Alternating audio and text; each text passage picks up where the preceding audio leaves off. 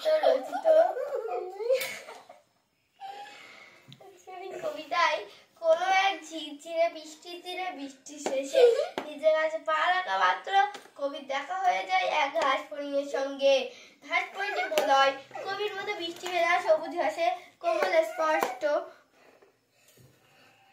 পেতে উড়ে বেড়াচ্ছিল। সেই প্রথম দেখাতেই তাদের মধ্যে বন্ধুত্ব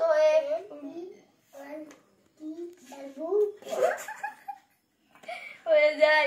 কবির মনে হয় এটা নতুন বন্ধুত্ব আত্মীয়কে উপহার স্বরূপ